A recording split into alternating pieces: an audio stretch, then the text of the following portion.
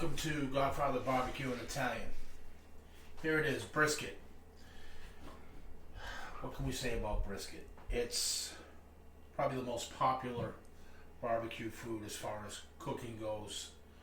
Online searched and in real barbecue restaurants. I've played around a lot with briskets and have made, like I would think most people, a lot of mistakes. So my goal with this video, and made a lot of good ones too, after I flattened that curve up. My goal with this video is to have you, if you're new to brisket, not have any or a smaller learning curve, or if you're experienced with brisket, maybe help you learn a new trick or two, okay?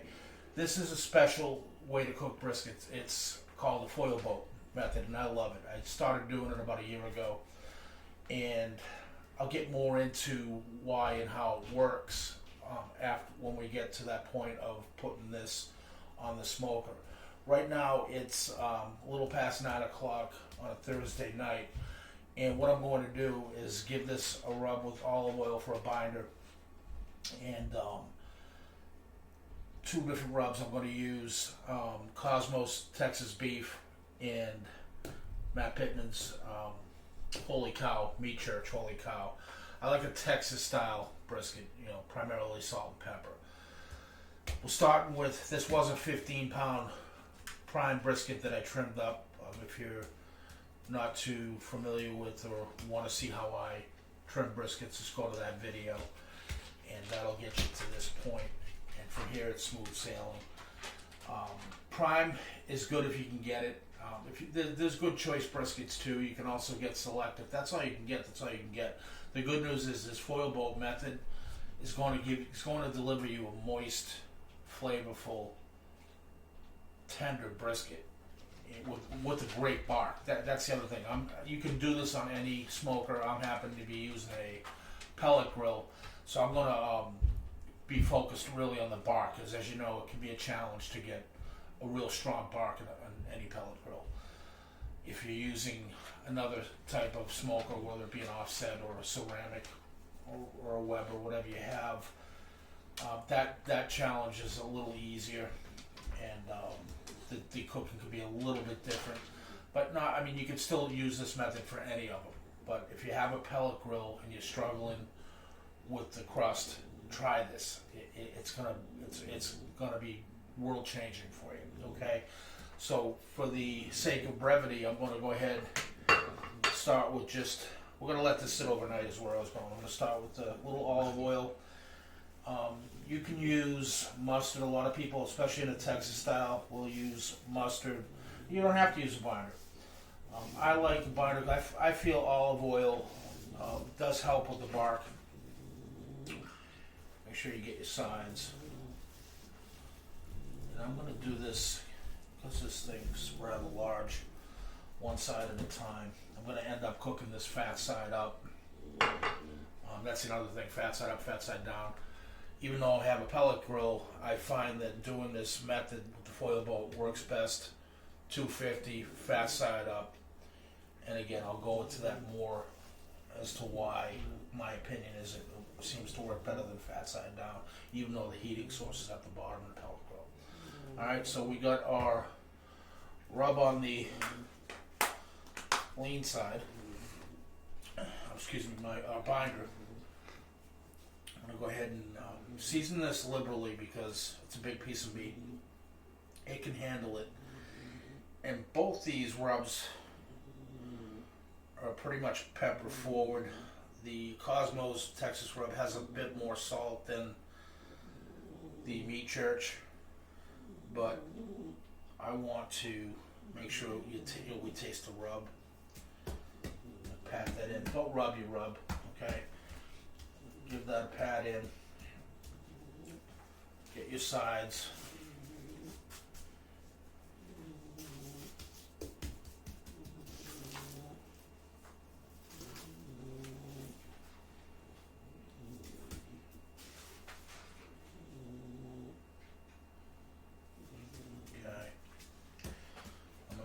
Over that. What I started to say, because this is such a big brisket, I'm going to do one side at a time, flip it over, hit the top side. I do that last because that's going to be my presentation side.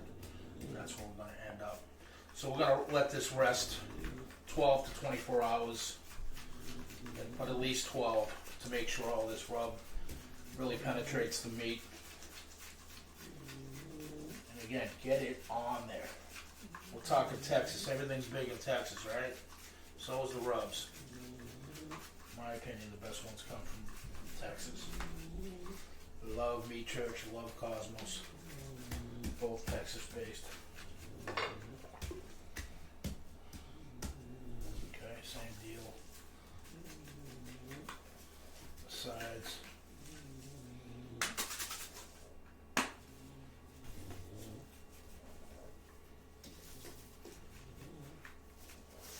I like doing the sides now. That way when I flip this, I don't disturb the flat, the bottom side as much. Get it good. Probably hear my dog again, I'm sorry.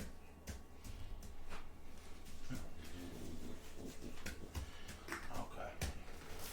So this is gonna go over our fat side, binder. Give it a good slather. I truly, as I said, believe that the olive oil will help with your bark. I'm going to be rolling at 250, so that's a good solid temperature. And we'll talk more again about that and why when we get to the cooking part of this tomorrow. Okay, so here we go. More Cosmo, Texas.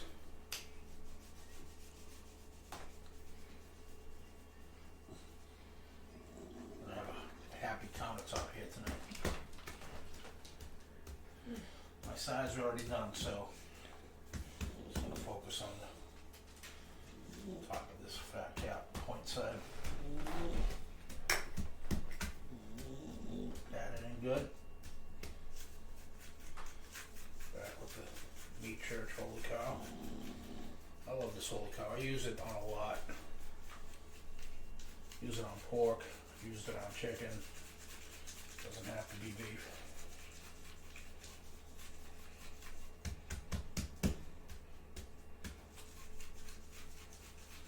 Good coat. It's going to produce an amazing, dark, rich bark.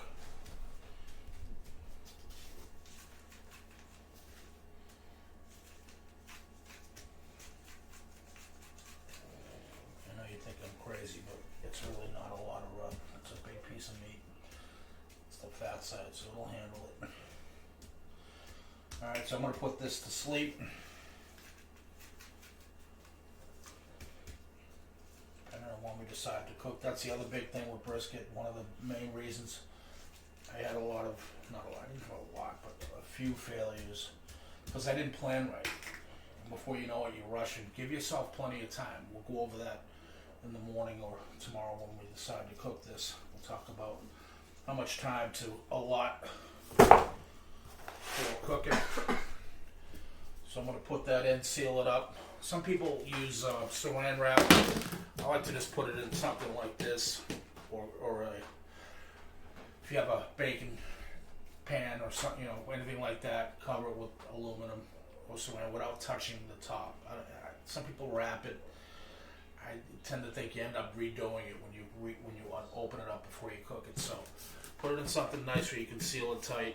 12 to 24 hours. Don't go anything beyond 24, and don't do anything less than 12. If you can, if it has to be 6 and 6, whatever. Plenty of times I've just put the rub on and thrown them on too. But you'll find, give it a time, 12 to 24 hours. Perfect. You really notice a difference when you slice into it and eat it. So we'll see you back at the pit when we come back tomorrow.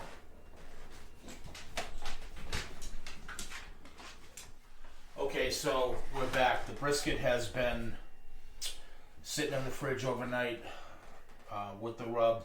It's looking great. Getting ready to put it on the RecTeq 250 fat cap up. Just wanted to go over a couple real important things real quickly before we do this. I started to say I'll get into why we do this fat cap up on a pellet grill. And the reason is, I know when you hear pellet grill, everybody's like fat side down, the heats, and they're correct for the most part, unless you have an upper shelf, then you can do it. But with the foil boat, okay, a couple of things, different things happen. You got to remember once it's in the middle or through the stall, and I'll get back to that in a minute. This brisket is going to be sitting in the aluminum foil, basically, surrounded, boated by it. And what's going to happen is, even if that bottom gets a little crispy, it's going to create its own tallow, its own beef juice, and it's going to be sitting in there. Okay, so that if you do develop a little crispiness, don't worry about it. Even along the sides, all that comes back because of the effect of it sitting in its juice. Now, you don't want to braise it, okay, which brings me to the stall. The stall is at the point where generally happens between 160 and 175 degrees, where the meat just stalls in terms of raising in temperature.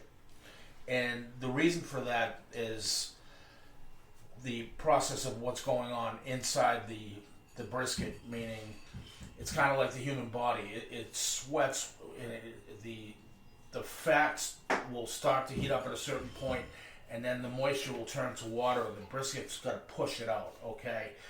And while it's expelling that water, the stall starts because the collagen, the fats aren't breaking down because it's too busy pushing the water out, is the easiest way to say it. It's kind of like the body sweating.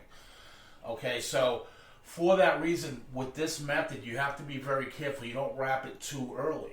Okay, so you want it to be minimally 170 if you can. You can wrap it at 160, 165 if it's getting too dark, but just beware. You may end up with something on the bottom half of the brisket that more resembles pot roast than brisket, because you're going to end up braising it in a water beef fat mixture. Okay, so that's the one thing you have to be careful, which at the end of the day, it's still going to be delicious, but if you make a brisket, it should be a brisket, not a pot roast, okay, in my opinion. So I'm in agreement with folks, fat side down on a pellet grill if you're doing a traditional butcher paper or aluminum foil wrap in a traditional sense, then yeah, go ahead. If you're doing the foil boat, do it fat up. And also, you don't want that fat, again, sitting in the bottom as opposed to the lean, because it's gonna, if you have water and whatever it's expelling out for fat and tallow, it's going to make that fat cap mush, and you're gonna have a mushy bottom. The whole idea of the foil boat is a bark, okay, because it's gonna be totally exposed throughout the cook, and even on a pellet, you're gonna get an amazing bark. So I'm gonna put this on. I want to talk about time real quick. I've allotted myself for the cook about 24 to 26 hours. Now, if that happens in 20, I'm okay. If it happens in 28, I'm okay, because you can rest the foil boat method for, I've rested 24 hours. Okay, I'm going to show you how to do it at the end. But it's going to be in that boat, which also helps you being able to move it around easy too, on and off the grill. When the brisket is finally done, we're going to put it in an aluminum pan, bring it to not room temperature, but ambient room temperature, meaning let it get down to about 150, 160, 170, in that range, and then put it in a 170 degree oven, or 150 if your oven will go that low. Mine goes to 170, but you can do it in anything up to 180 degrees, and you can rest that. That'll sit for, most of the time I'll do 6 to 12 hours.